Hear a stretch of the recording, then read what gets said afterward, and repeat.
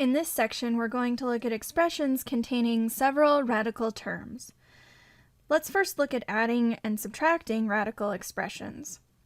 When two radical expressions have the same indices, index, and radicand, the stuff inside the radical, they're said to be like radicals.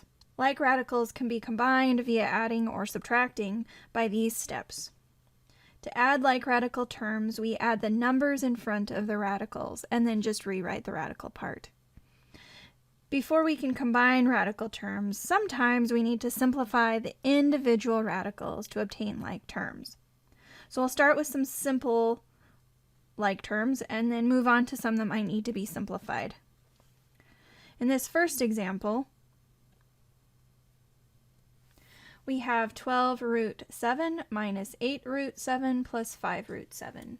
So we combine the digits in front. They're kind of like our coefficients. And so we have 12 minus 8, which would give us 4, plus 5, which would give us 9. And then just rewrite the radical after it. So 9 root 7 is our simplified expression. In this next one, we have 6 fifth root of 4x plus 3 fifth root of 4x minus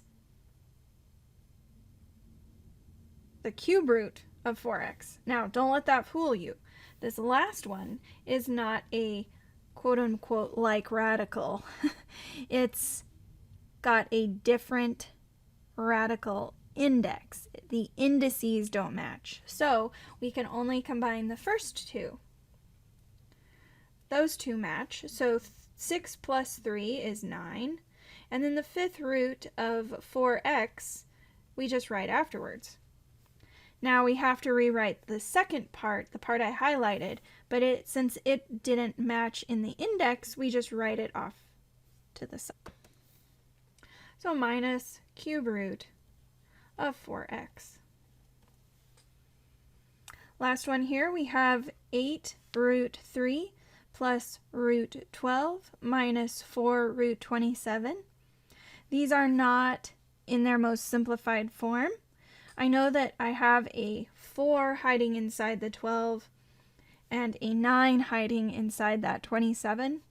So we can rewrite this. 8 root 3 plus 2 root 3 minus 4 times 3 root 3. Now the goal is to make sure that there is a factor of 3 inside the number inside the radical. And if you can somehow get the other factors outside of the radical, then you're good, because then you have matching radical terms. So 8 plus 2 is 10 minus 12, because negative 4 times 3 would be negative 12. So 10 minus 12 is negative 2. Negative 2 root 3 is my simplified expression. Now let's look at D.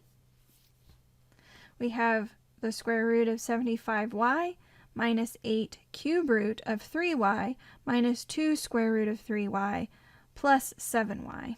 Now this is not going to combine to one term because we already know that we have one term that doesn't have a radical at all, a cube root, and then 2 square roots. So let's look at the square roots first. 75 is 3 times 25.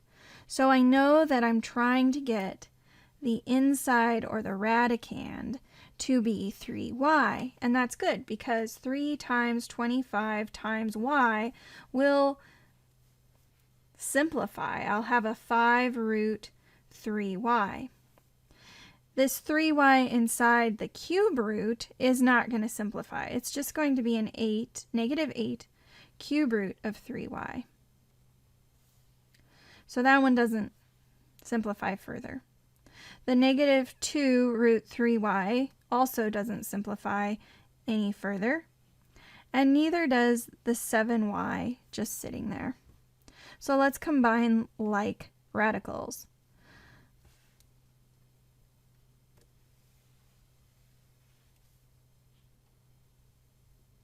giving myself just a little more room, 5 root 3y minus 2 root 3y is 3 root 3y.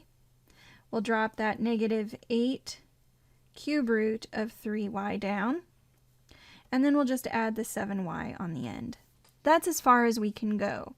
This is because the indexes have to match for us to be able to combine radicals. And in this case, even though the radicands match,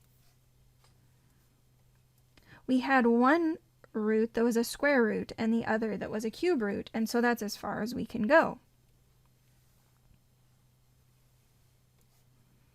Now let's look at part E. We have 8 cube root of 2x minus 5 cube root of 16x plus 4 square root of 2x minus 3 cube root of 54x. So let's see if we can simplify this at all. The cube root looks promising because we know that 16 is 4 and 4, which will give us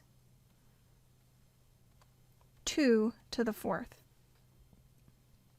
54 I'm curious about. That looks like it might simplify. So a 2 and a 25, 27. We know that 27 is 3 times 9, or 3 times 3 times 3, so 3 cubed, and a 2. That's convenient because that was a cube root there. So we know what we can do. We can take 8 cube root of 2x minus 5 times, now remember 16 is 2 to the 4th. So we'll have a 2 that comes out, and then cube root of 2x. The 4 root 2x doesn't simplify, so we just rewrite it. And then 54, remember 54 was 2 times 3 cubed. So we can take the 3 out. So we'll have minus 3 times 3 cube root of 2x. Now let's underline the like terms. If it's a cube root, let's underline it 3 times. If it's a square root, let's underline it twice.